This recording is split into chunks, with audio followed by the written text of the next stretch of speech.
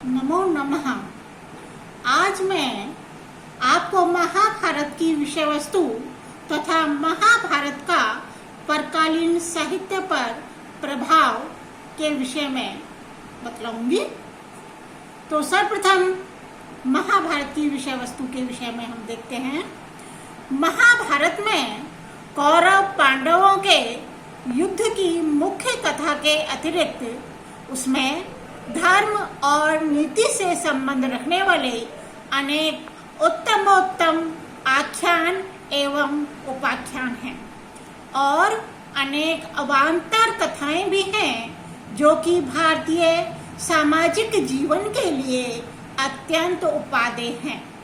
यहाँ कितने ही पशु पक्षियों के आख्यानों द्वारा भारतीय संस्कृति के मूल्यों को बड़े ही कलात्मक ढंग से समझाया गया है।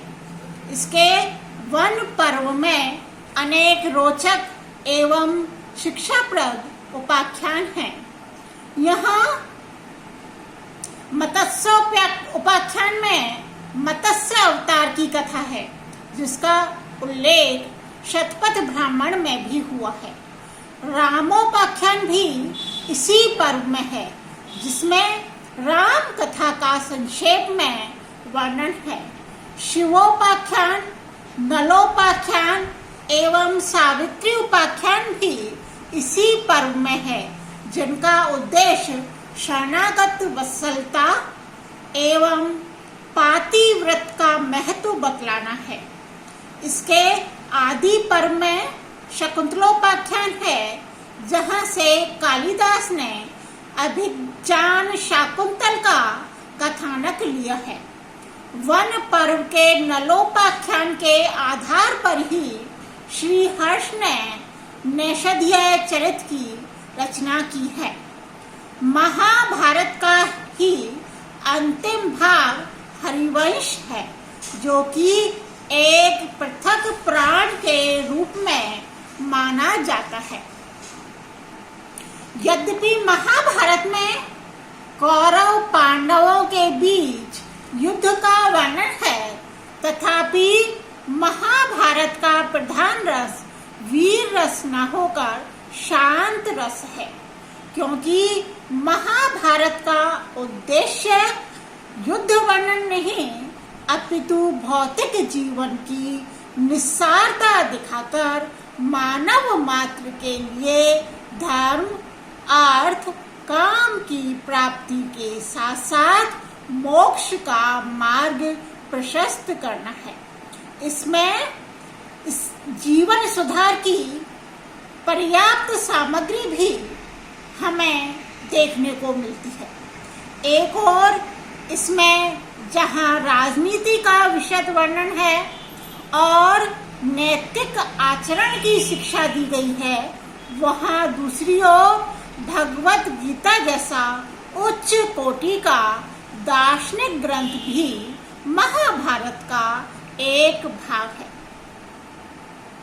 महर्षि वेदव्यास ने इस ग्रंथ में नीति, राजनीति तथा अध्यात्म ज्ञान का जितना सूक्ष्म और सरल विवेचन प्रस्तुत किया है उतना कहीं अन्यत्र एक ग्रंथ में देखने को नहीं मिलता है। अतएव आज गीता धर्म तथा तत्व ज्ञान का विश्वकोश कहा जाता है। कहा तो यह जाता है कि गीता सर्व उपनिषदों का सार है, पर गीता स्वयं एक उपनिषद है। सर्वो उपनिषदो गावो दोग्धा गोपाल नंदनः पार्थो वत्सः सुधीर भोक्ता दुग्धम गीतामृतम महत्। यद्यपि गीता के अनेक वचन उपनिषदों पर आधारित हैं, औपनिषदिक तत्वों का सार ही गीता में है, तथापि गीता की कुछ अपनी निजी विशेषताएं भी हैं। जहाँ उपनिषदों का मुख्य प्रतिपाद्य निवृत्ति है, वहाँ गीता में निवृत्ति से बढ़कर प्रवृत्ति मार्ग का विवेचन है और अनासक्त कर्म योग को ही सबसे अधिक श्रेष्ठ बतलाया गया है। यद्यपि गीता निवृत्ति मार्ग की विरोधिनी नहीं, तथापि वह कर्म और भक्ति को भी तत्व ज्ञान के समकक्ष ही नहीं, उनसे श्रेष्ठ भी बतलाती है, क्योंकि गीता में निर्गुण उपासना को कठिन बताकर सर्वसाधारण के लिए भक्ति योग और कर्म योग को बतलाया गया है और गीता का यही परम प्रतिपाद्य भी है। महर्षि व्यास वस्तुतः कर्मवादी आचार्य हैं। वे इस कर्म भूमि में हैं। कर्म को ही मनुष्य का परम ध्येय मानने वाले हैं और गीता के माध्यम से उन्होंने कर्म का ही उपदेश दिया है।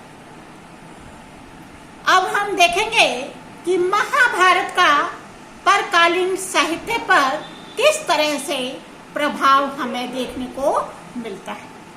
तो महाभारत आख्यान, नीति, धर्म और सांस्कृतिक तथ्यों का आकर ग्रंथ है। महाभारत की रोचकता, सरलता, सरसता और विद्वत्ता ने परकालीन साहित्यकारों को इतना प्रभावित किया कि वे महाभारत को अपना प्रमुख उपजीव्य ग्रंथ मानने लगे और ग्रंथों की रचना की। तो महाभारत पर आधारित जो प्रमुख ग्रंथ हमें देखने को मिलते हैं, उनमें से नंबर 1 काव्य ग्रंथ कौन कौन से हैं वो मैं आपको बतलाने जा रही हूँ। काव्य ग्रंथों में है भारवी कृत किरातार्जुनीयम, माघ कृत शिशुपाल वधम, क्षेमेंद्र कृत भारत मंजरी और श्रीहर्ष कृत नैषधीय चरित। नंबर 2 नाटक ग्रंथ भी महाभारत को आधार बना करके लिखे गए हैं। उनमें है भास कृत दूत घटोत्कच, दूत वाक्य, कर्ण भाग, मध्यम व्यायोग, पंच रात्र और उरुभंग। कालिदास कृत अभिज्ञान शाकुंतलम, भट्ट नारायण कृत वेणी संहार, राजशेखर कृत बाल भारत। महाभारत को आधार बना करके चंपू ग्रंथ भी लिखे गए हैं। उनमें प्रमुख हैं त्रिविक्रम भट्ट कृत नल चंपू, अनंत भट्ट कृत भारत चंपू, नारायण भट्ट कृत पांचाली, स्वयंवर चंपू आदि।